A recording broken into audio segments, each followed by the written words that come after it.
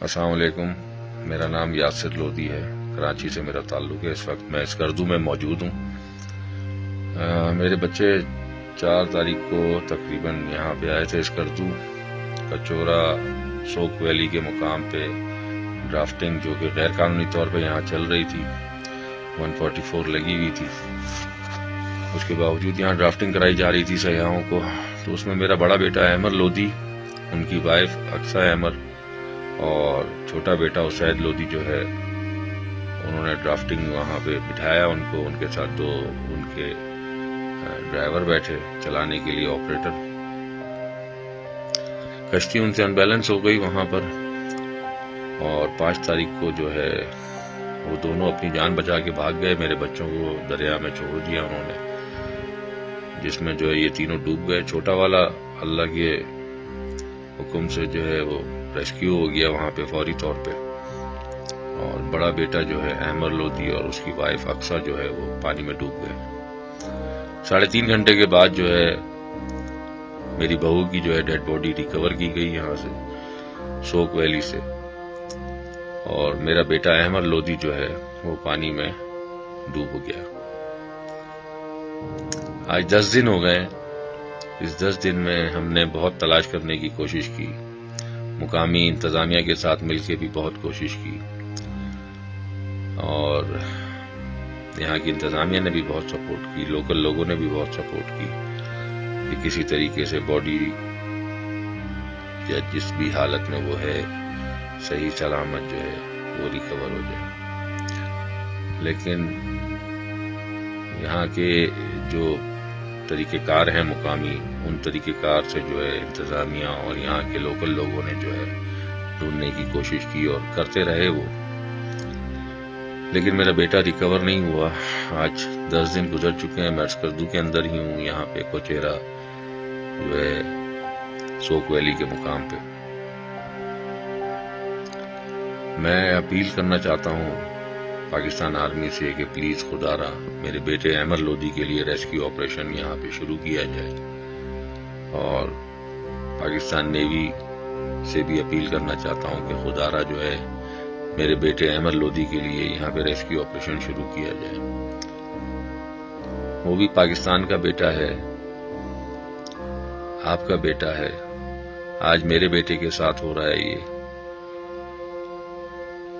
اللہ کسی کے بیٹے کے ساتھ نہ کرے۔ میں 10 دن سے بہت پریشان ہوں۔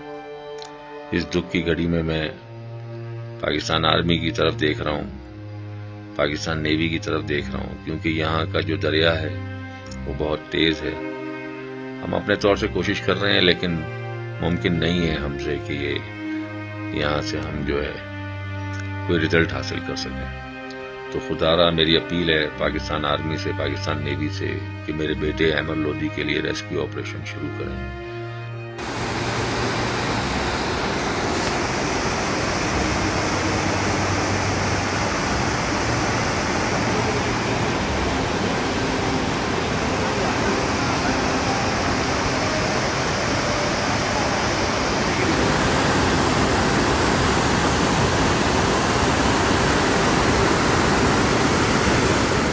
ہر آہٹ پر لگتا ہے کہ احمر لودھی سامنے کھڑا مسکرا رہا ہے۔ ایک مہم سی امید باپ کیسے مان لے کہ 10 دن سے دریا میں ڈوبا اس کا بیٹا، جس کا کوئی سراغ نہیں مل سکا، وہ اس دنیا میں نہیں رہا ہے۔ امید ٹوٹتی ہے تو یہ خیال آتا ہے کہ زندہ سلامت نہیں تو کم از کم اس کا پتہ ہی چل جائے، چاہے جس حالت میں ہو۔ لیکن 10 دن سے زائد گزر گئے۔ کراچی سے تعلق رکھنے والے احمر لودھی کا خاندان سولی پر لٹکا ہے۔ خاندان کے سربراہ 10 روز سے اسکردو میں اس مقام پر موجود ہیں جہاں ان کے 2 بیٹے اور بہو کشتی الٹنے سے دریا میں ڈوب گئے تھے۔ بہو کی لاش نکال لی گئی تھی، چھوٹا بیٹا زندہ سلامت مل گیا، جبکہ بڑے بیٹے احمر لودھی کا تاحال کچھ پتہ نہیں ہے۔ مایوسی، دکھ، نا امیدی، تشویش، کریں تو کیا کریں، کہیں سے کوئی امید نہیں۔